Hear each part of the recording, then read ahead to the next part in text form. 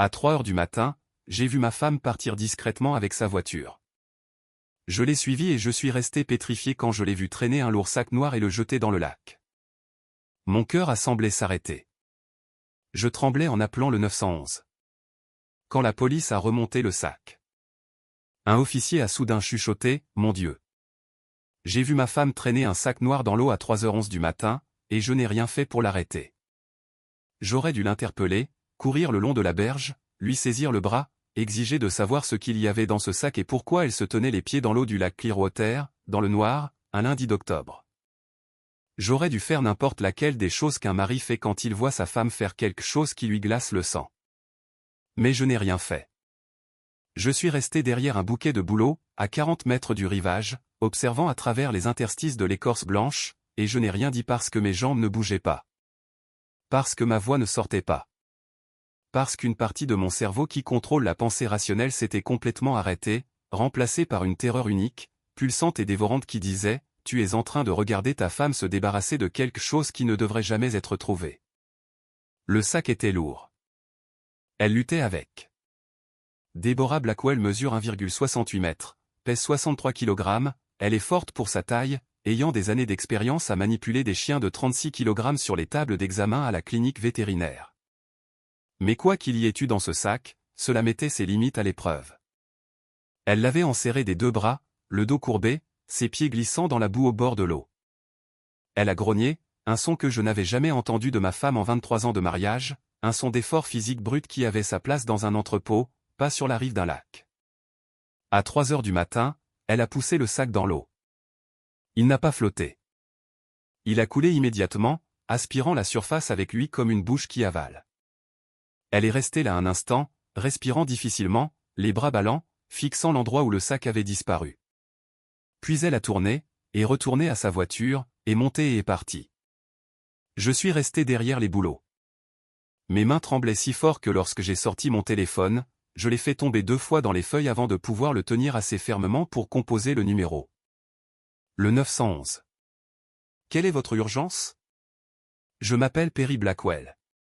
Je suis au lac Clearwater, au large de County Road 4, comté de Wright, Minnesota. Je viens de voir quelqu'un jeter quelque chose dans l'eau. Pouvez-vous décrire ce que vous avez vu, monsieur? Une personne traînant un sac noir, lourd. Ils l'ont poussé dans le lac. Il a coulé. Pouvez-vous décrire la personne? J'ai fermé les yeux, puis je les ai rouverts.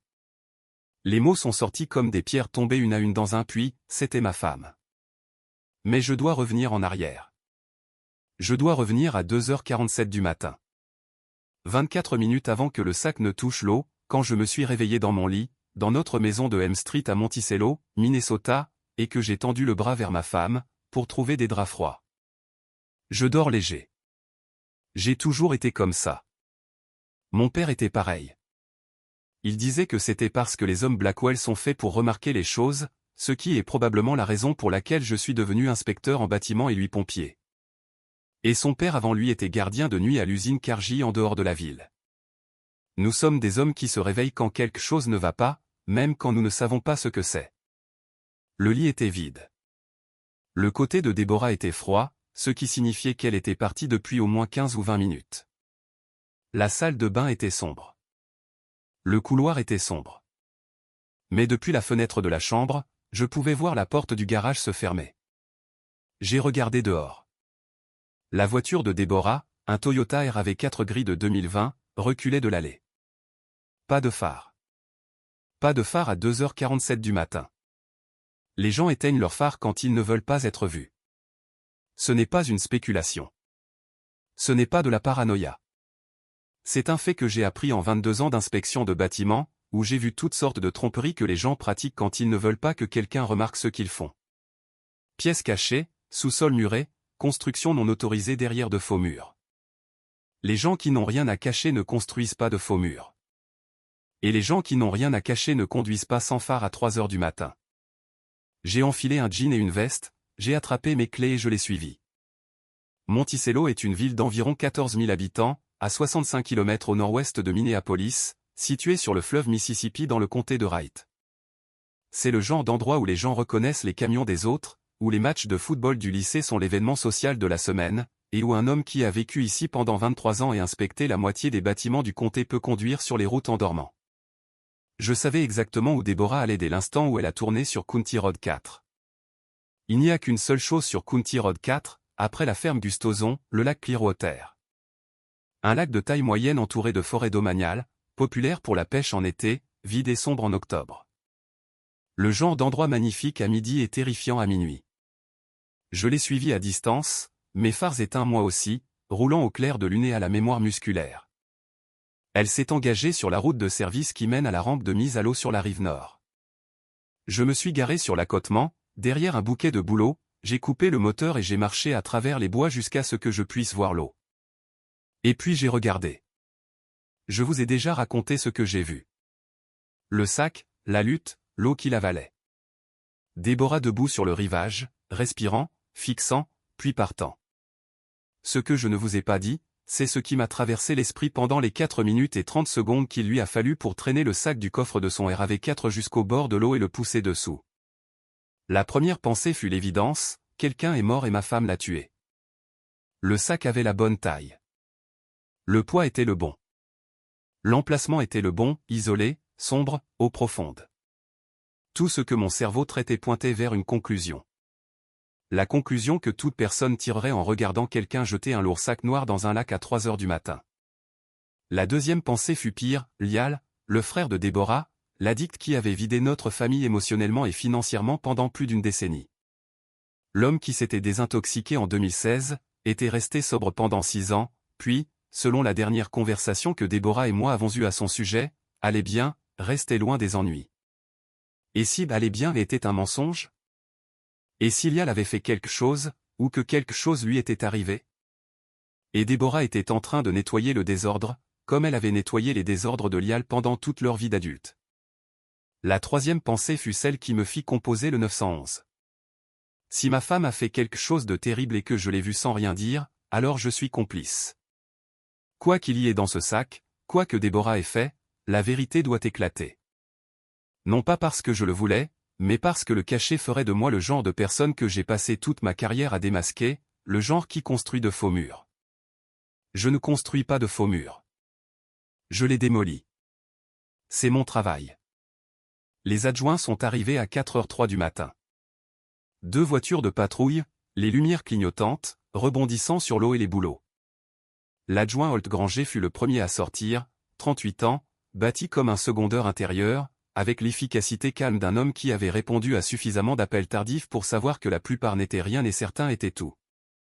Monsieur Blackwell. C'est moi. Vous avez signalé que quelque chose avait été jeté dans le lac. Oui. Et vous avez dit que c'était votre femme. Oui. Il me regarda. Je pouvais voir l'évaluation se faire.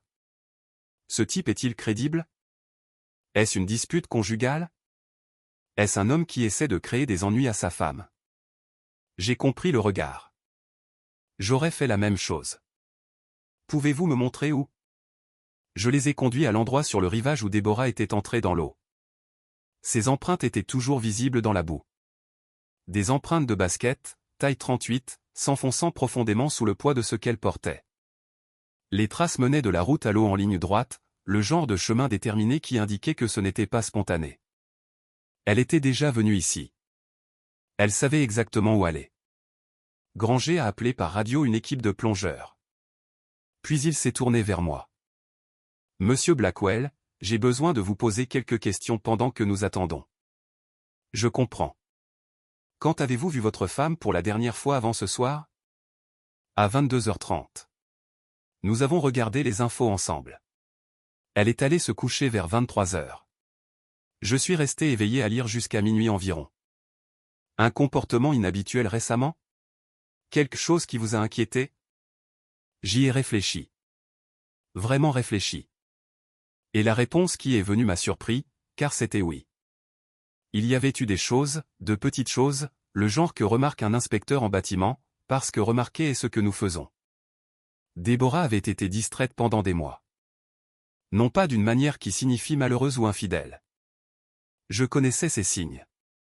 Je les avais vus dans suffisamment de mariages pendant mes années d'inspection de maisons où la tension entre les propriétaires était aussi visible qu'une fissure dans les fondations. C'était différent. Elle était préoccupée, stressée. Elle avait perdu du poids, peut-être 7 kg au cours de la dernière année, assez lentement pour que je ne l'ai pas enregistré comme un événement unique, mais perceptible maintenant que je cataloguais les changements. Elle avait été protectrice de son téléphone, pas le cachant exactement, mais le gardant près d'elle, détournant l'écran quand des SMS arrivaient, prenant des appels dans l'autre pièce. J'avais attribué cela au travail, la clinique vétérinaire était occupée, des problèmes de personnel, la collecte de fonds annuelle occupant ses soirées, et l'argent avait été plus serré. J'avais remarqué cela aussi. Nous n'étions pas pauvres. Mon salaire plus le sien s'élevait à environ 120 000 $ par an. Mais au cours de la dernière année, il y avait eu des conversations sur la réduction des dépenses. L'annulation du voyage pour voir Gentry à NC State pour le week-end des parents, le report de la réparation du toit du garage. Nous allons bien, disait-elle chaque fois que je demandais, juste être intelligent. J'ai raconté tout cela à Granger. Il l'a noté sans expression. Une idée de ce qu'il pourrait y avoir dans le sac? Non. Une idée de pourquoi votre femme serait ici à 3 heures du matin? Non. Votre femme a-t-elle déjà fait quelque chose de pareil auparavant? Ma femme n'a jamais rien fait de même de loin. C'est une responsable de cabinet vétérinaire. Elle organise des collectes de fonds pour les refuges animaliers. Elle prépare des gratins pour les voisins malades. C'est la personne la plus normale que j'ai jamais connue. Les gens normaux ne jettent pas habituellement des choses dans les lacs à 3 heures du matin, monsieur Blackwell. Je sais. C'est pourquoi je vous ai appelé. L'équipe de plongeurs est arrivée à 4h38 du matin. 3 plongeurs en combinaison, un bateau, des lumières sous-marines. Le lac Clearwater a une profondeur d'environ 18 mètres au centre. Mais la rive nord, où Deborah était entrée, s'incline progressivement. Le sac n'était pas allé loin. Les plongeurs l'ont trouvé à environ 3,6 mètres de profondeur, reposant sur le fond limoneux, à environ 14 mètres du rivage. Ils l'ont remonté à 4h52 du matin. Le sac était un sac poubelle noir de qualité entrepreneur, doublé pour la résistance, scellé avec du ruban adhésif. Il était lourd. L'un des plongeurs a estimé son poids à 22 kg. Ils l'ont posé sur le rivage, ont coupé le ruban adhésif et l'ont ouvert. À l'intérieur se trouvait une boîte métallique, un petit coffre-fort inifugé, du genre que l'on achète dans un magasin de fourniture de bureau pour les documents importants. Autour, fourrés dans les espaces, se trouvaient des pierres de lac, lisses et plates, ajoutées pour le poids. L'adjoint Granger a regardé le coffre-fort, m'a regardé, puis a de nouveau regardé le coffre-fort. Ce n'est pas ce à quoi je m'attendais, dit-il. Moi non plus. Ils ont ouvert le coffre-fort avec un outil de la voiture de patrouille. À l'intérieur, tout était trempé. Le joint n'était pas conçu pour l'immersion, mais le contenu était identifiable, relevé bancaire, des dizaines, de notre compte d'épargne joint, d'un compte personnel au nom de Deborah que je ne connaissais pas, d'un fonds de retraite que je n'avais pas vérifié depuis plus d'1 an. Document de prêt, un prêt personnel de 30 000 $ au nom de Deborah, contracté en mars 2023 auprès d'une banque de Saint-Cloud dont je n'avais jamais entendu parler. Reçu de retrait d'espèces. Des dizaines. 2 000 $ ici.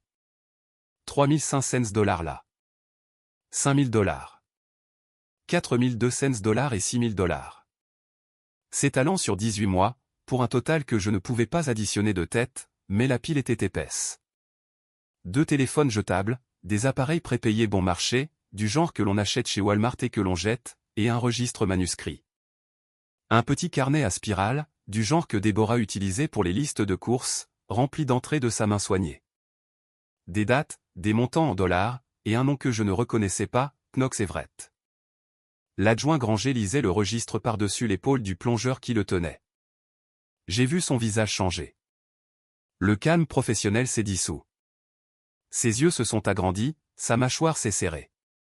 Il a reculé d'un pas, a regardé l'autre adjoint et a chuchoté 2 mots, « Oh mon Dieu ». Non pas le « Oh mon Dieu » de la découverte d'un corps. Pas le « Oh mon Dieu » d'horreur. Le « Oh mon Dieu » d'un agent des forces de l'ordre qui vient de tomber sur quelque chose qu'il cherchait depuis très longtemps. Appelez le détective Fuentes, dit Granger à l'autre adjoint.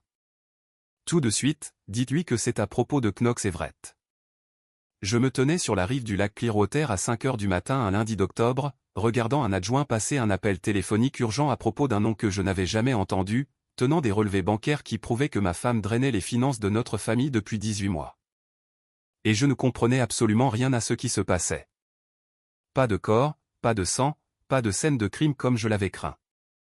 Juste du papier, juste des chiffres, juste des preuves d'une tromperie si complète, si méticuleusement documentée que ma femme avait tout risqué pour la détruire. Et la question qui remplaçait toutes les autres dans mon esprit n'était pas « qu'a-t-elle fait ?», mais « pourquoi ?» Ils ont arrêté Déborah chez nous à 5h30 du matin. Elle était rentrée avant l'arrivée des adjoints. Je le sais parce que Granger me l'a dit plus tard, elle était au lit, faisant semblant de dormir, portant toujours les baskets qu'elle avait mises pour aller au lac. Elle n'avait même pas retiré ses chaussures. Elle s'était glissée dans le lit, entièrement habillée, et avait tiré les couvertures jusqu'à son menton, fermant les yeux comme si le sommeil pouvait effacer ce qu'elle avait fait. Ils l'ont emmenée au bureau du shérif du comté de Wright à Buffalo, à 22 km de Monticello. Ils nous ont mis dans des pièces séparées. Je suis resté dans la mienne pendant 2 heures, buvant du mauvais café, fixant le mur, parcourant toutes les possibilités que mon esprit pouvait générer. Une liaison. Le téléphone jetable suggérait une communication secrète. Mais les relevés bancaires suggéraient de l'argent, pas de la romance, et le nom de Knox Everett ne me disait rien. Déborah ne jouait pas aux cartes, n'achetait pas de billets de loterie. Cette femme budgétisait nos dépenses d'épicerie au dollar près. Chantage. Quelqu'un avait quelque chose sur elle et elle payait pour garder le silence. Je revenais toujours à Lial, le frère de Déborah, l'addict, l'homme qui avait consommé plus de notre énergie émotionnelle au cours de la dernière décennie que toute autre personne dans nos vies. Lial Tolbert avait 43 ans. Il avait été un bon électricien avant que les opioïdes ne le détruisent. Une blessure au travail en 2013, une chute d'une échelle sur un chantier à Elk River, avait conduit à une prescription d'Oxycontin qui avait mené à une dépendance, laquelle avait entraîné tout ce à quoi les dépendances mènent, emploi perdu, relations perdues, années perdues. Déborah s'était battue pour lui à travers tout cela. Désintoxication en 2014, rechute en 2015, une autre désintoxication, une autre rechute. Le cycle que les familles d'addicts connaissent comme une prière qu'elles ne peuvent s'empêcher de réciter. Puis, en 2016, quelque chose avait déclenché un déclic. Lial s'est désintoxiqué, est resté sobre, a trouvé un emploi, un appartement, a commencé à se reconstruire. En 2016, Déborah m'avait demandé de prêter 15 000 $ à Lial pour l'aider à s'installer. J'avais accepté à contre-cœur. Quand Lial a manqué le premier remboursement, je l'ai confronté. La conversation s'était mal passée. Je lui avais dit que j'en avais fini de l'aider. J'avais dit à Déborah que pas $1 de plus de notre argent n'irait à Lial. Elle avait accepté. Ou du moins, je pensais qu'elle avait accepté. Lial est resté sobre pendant 6 ans. 6 ans. Assez longtemps pour que je cesse de m'inquiéter. Assez longtemps pour que je cesse de demander à Déborah comment il allait, car la réponse était toujours « bien ». Il va bien.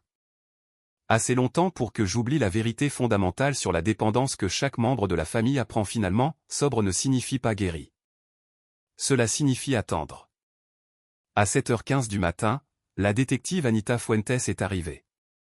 Elle avait 45 ans, était compacte, intense, avec l'énergie concentrée d'une femme qui avait passé des années à monter un dossier et à qui l'on venait de remettre la pièce finale à 5h du matin un lundi. Elle est venue dans ma chambre en premier. Monsieur Blackwell, je suis la détective Fuentes. Je dois vous dire certaines choses, puis je dois vous poser des questions, et je dois que vous soyez complètement honnête avec moi. Je suis assis ici depuis 2 heures, étant complètement honnête avec moi-même. Vous obtiendrez la même chose. Elle s'est assise, a ouvert un dossier. Ce que je vais vous dire sera difficile à entendre. Cela ne peut pas être pire que ce que j'ai imaginé. Ce n'est pas ce que vous imaginez. Ce n'est pas un corps. Ce n'est pas un meurtre.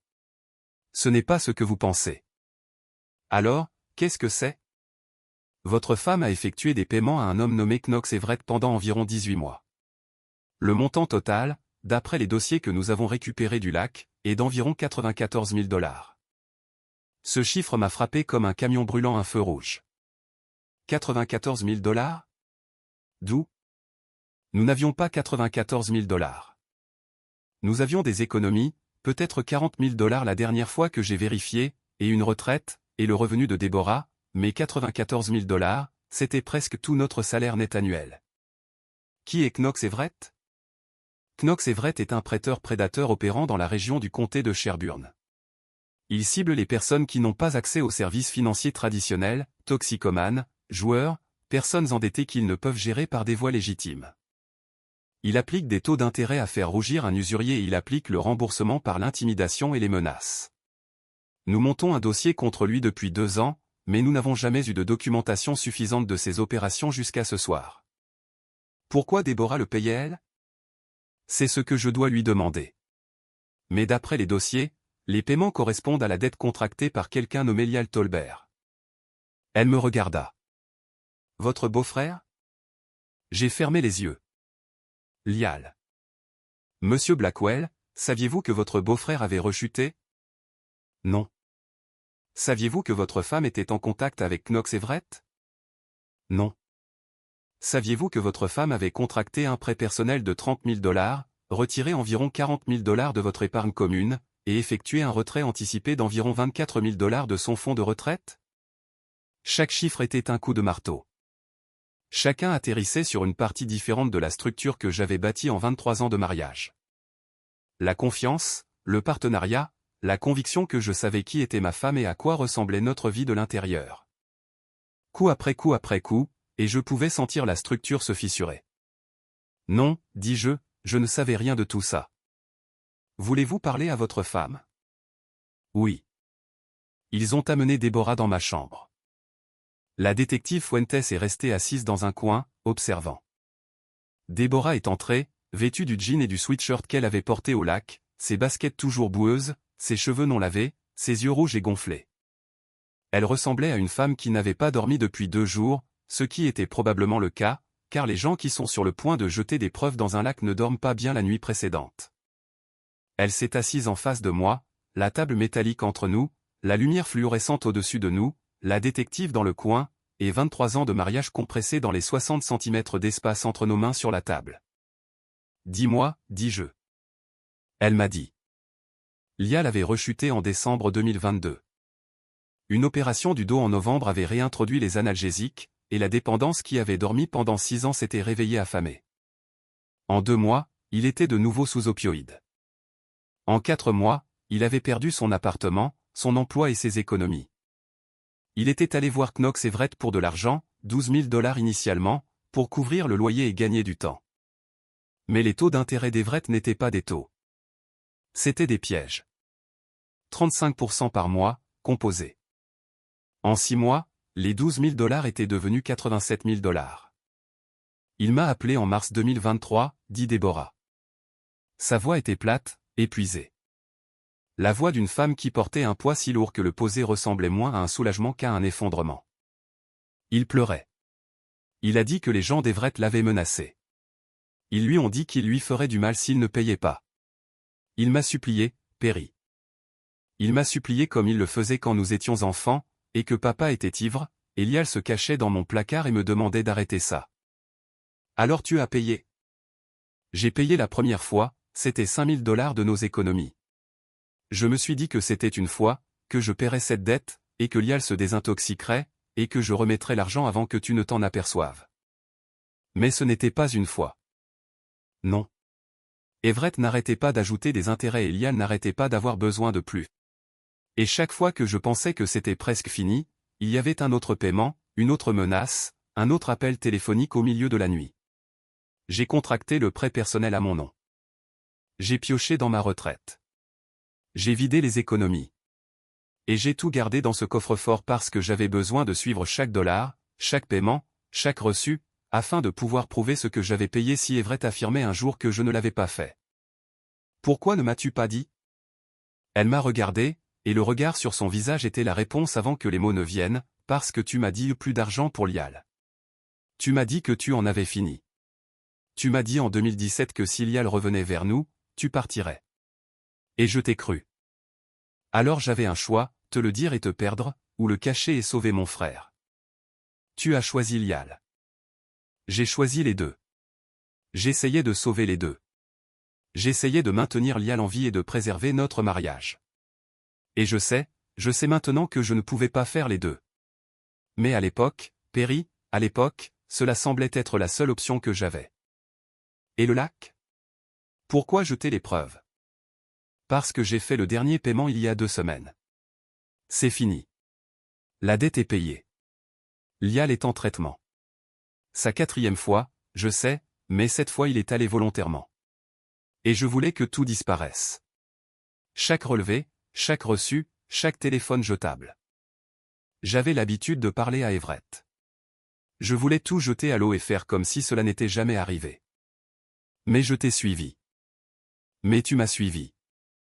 Elle a presque souri. Le sourire le plus triste que j'ai jamais vu sur un visage humain. Tu es inspecteur en bâtiment, Perry. Tu remarques tout. J'aurais dû savoir que tu le remarquerais. La seule fois où je suis parti de la maison à 3 heures du matin. Je suis resté assis là, à regarder ma femme. Pas une meurtrière, pas une criminelle. Une sœur. Une sœur qui avait passé 18 mois à se vider de son sang pour maintenir son frère en vie.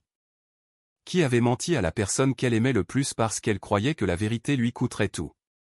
Qui avait conduit jusqu'à un lac dans l'obscurité et avait essayé de noyer les preuves de son amour. Parce que l'amour, quand il est suffisamment désespéré, ressemble exactement à un crime. La détective Fuentes a parlé depuis le coin. Madame Blackwell, les dossiers que vous avez conservés, le registre, les reçus, les relevés téléphoniques, documentent l'opération de prêt prédateur de Knox Everett avec des détails que nous n'avons jamais pu obtenir grâce à notre propre enquête. Votre tenue de dossier méticuleuse pourrait être la clé pour fermer une opération qui a victimisé des dizaines de personnes. Déborah l'a regardé. Je n'essayais pas de monter un dossier. J'essayais de survivre. Je comprends. Mais le résultat est le même. Nous aimerions que vous coopériez à notre enquête. En échange, nous pouvons recommander une immunité contre toute accusation liée aux transactions financières. Des accusations? J'ai remboursé la dette de drogue de mon frère. Je n'ai pas commis de crime. Vous avez tenté de détruire des preuves en les jetant dans un lac, ce qui pourrait constituer une obstruction, mais compte tenu des circonstances et de la valeur des preuves pour notre enquête, je ne pense pas qu'un procureur poursuivrait. Elle a fait une pause. Madame Blackwell, vos dossiers vont aider beaucoup de gens. Des gens comme votre frère, qui ont été exploités par un homme qui s'attaque aux plus vulnérables. Déborah m'a regardé. Perry, coopère, dis-je. Dis-leur tout. Elle l'a fait. Au cours des 3 semaines suivantes, Déborah a travaillé avec la détective Fuentes pour cartographier l'ensemble de l'opération de Knox Everett. Son registre contenait des noms, des dates, des montants et des numéros de téléphone qui reliaient Everett à 14 victimes supplémentaires dans les comtés de Wright, Sherburne et Stern. Ces relevés de téléphone jetables ont fourni la piste de communication que la police n'avait jamais pu établir. Knox Everett a été arrêté le 5 novembre 2024 à son domicile de Zimmerman, Minnesota. Il a été accusé de prêts usuraires, d'extorsion, de blanchiment d'argent et de 14 chefs d'exploitation financière. 7 victimes se sont manifestées dès la première semaine. Fin novembre, le nombre était de 12. Déborah a obtenu l'immunité totale. Elle a témoigné devant un grand jury en décembre. Elle était magnifique, calme, précise, détaillée. Les mêmes compétences organisationnelles qui avaient fait d'elle la meilleure responsable de cabinet vétérinaire du comté de Wright avaient également fait d'elle la plus méticuleuse des archivistes que Knox Everett ait jamais rencontrée. Chaque dollar documenté, chaque date enregistrée, chaque paiement suivi. L'accusation a qualifié ces dossiers de « la documentation la plus complète d'une opération de prêt prédateur que nous ayons jamais vue ». Déborah a dit « je ne faisais que suivre ce que je devais. Mais je savais la vérité. » Elle gardait ses dossiers parce que c'est Déborah. Elle garde des traces de tout. Le budget des courses, l'inventaire de la clinique vétérinaire, les dons annuels pour la collecte de fonds. C'est ce qu'elle est. Et dans ce cas, ce qu'elle est devenue a été la chose qui a fait tomber Knox Everett. Lial est entrée en traitement le 20 octobre, 6 jours après le lac, sa 4e fois. J'ai conduit Déborah à l'établissement de Brenner, à 3 heures au nord. Elle s'est assise sur le siège passager et a pleuré pendant la première heure, a dormi pendant la 2e et a regardé par la fenêtre pendant la 3e. Je n'ai pas parlé. Il n'y avait rien que je puisse dire que le silence ne disait déjà. À l'établissement, Lial attendait dans le hall. Il avait l'air que les toxicomanes ont quand ils consomment, mince, gris, plus âgé que ses 43 ans, avec une particularité creuse derrière les yeux que j'ai déjà vue, mais à laquelle je ne m'habitue jamais. Il a vu Déborah et a commencé à pleurer. Elle s'est approchée de lui et l'a serré dans ses bras, et ils sont restés là, frère et sœur, se tenant l'un l'autre dans un hall qui sentait le désinfectant et le café. Et je suis resté près de la porte à regarder. Lial m'a regardé par-dessus l'épaule de Déborah. Je suis désolé, Perry. Je sais. Je ne voulais pas qu'elle le fasse. Je sais. Vas-tu la quitter? Je l'ai regardé.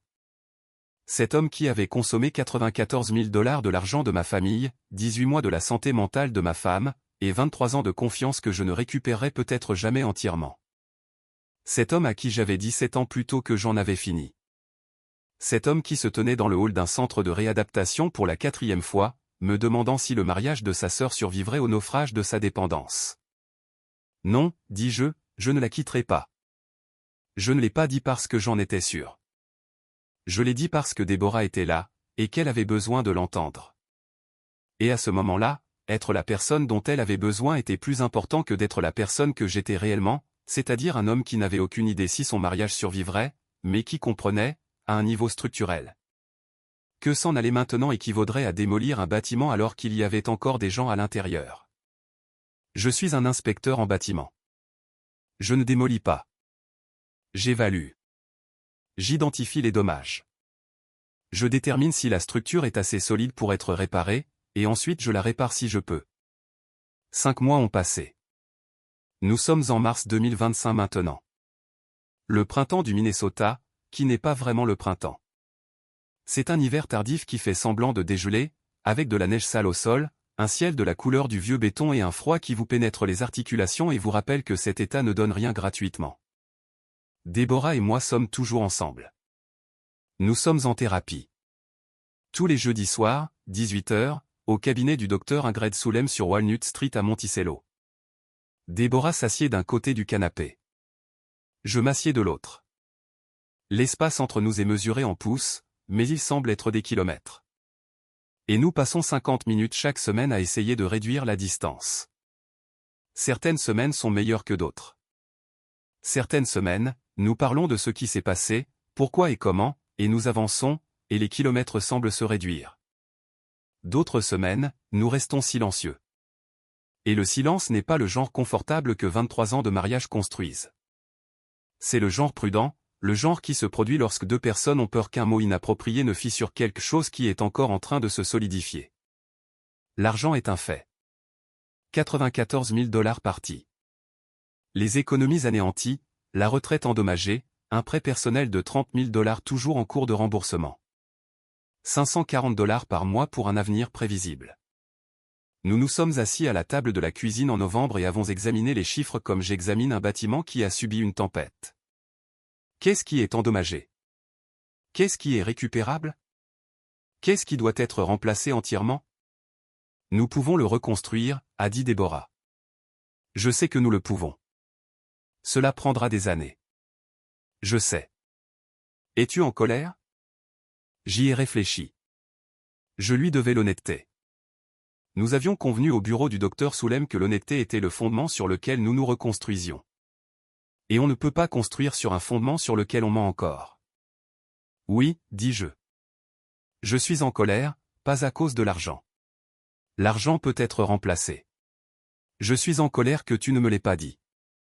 Je suis en colère que tu aies passé 18 mois à porter cela seul, à prendre des décisions qui nous affectaient tous les deux, à me cacher des choses dans un coffre-fort que tu avais l'intention de jeter dans un lac. Je suis en colère que tu aies regardé notre mariage et décidé qu'il n'était pas assez solide pour survivre à la vérité. Elle est restée silencieuse pendant un long moment. L'était-il? L'était quoi? Assez solide.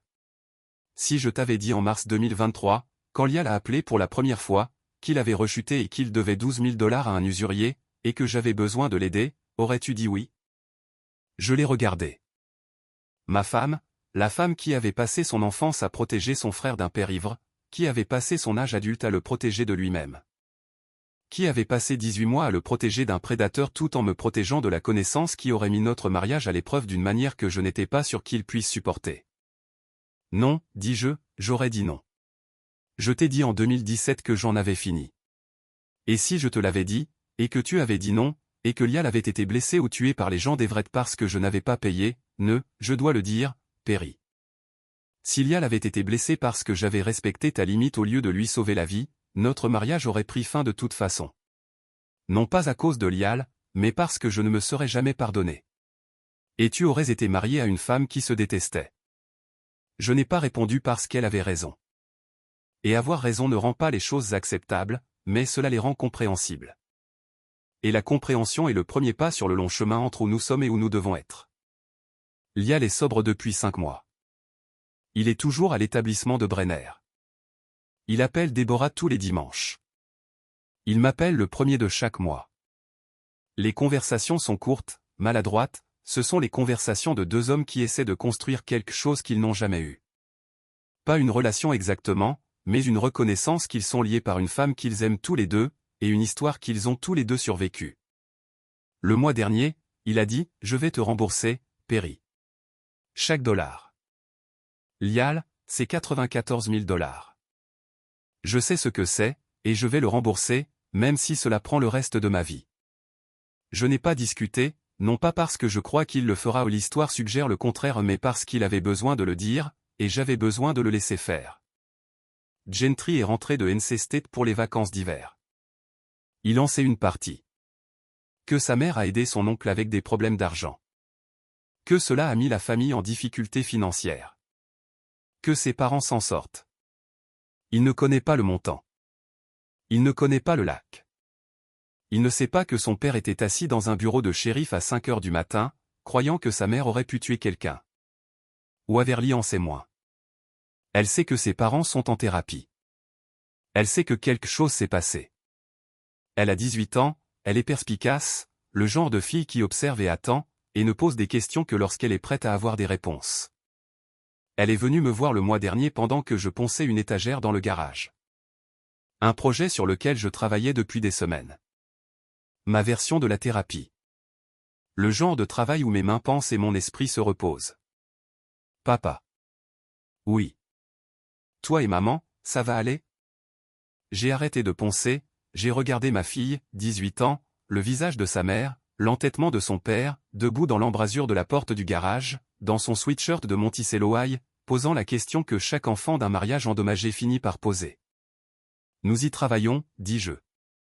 Est-ce un oui? C'est la réponse honnête, nous y travaillons tous les jours. Et le fait que nous y travaillons encore tous les deux signifie quelque chose. Qu'est-ce que ça signifie? Ça signifie que le bâtiment est toujours debout, et tant qu'il est debout, il peut être réparé. Elle m'a regardé longtemps. Puis elle s'est approchée, m'a embrassé sur le front et est rentrée. Elle n'a plus posé de questions. Elle n'en avait pas besoin.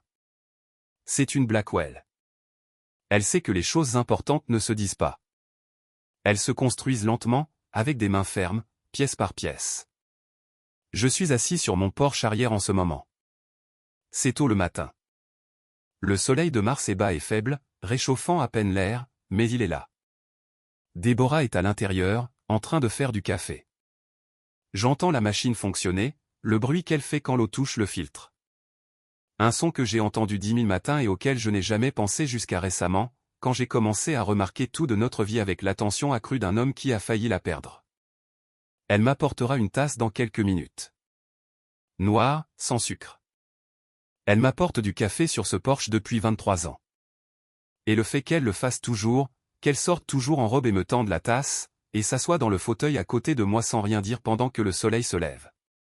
Ce fait est la pièce de preuve la plus importante que j'ai recueillie dans toute cette enquête.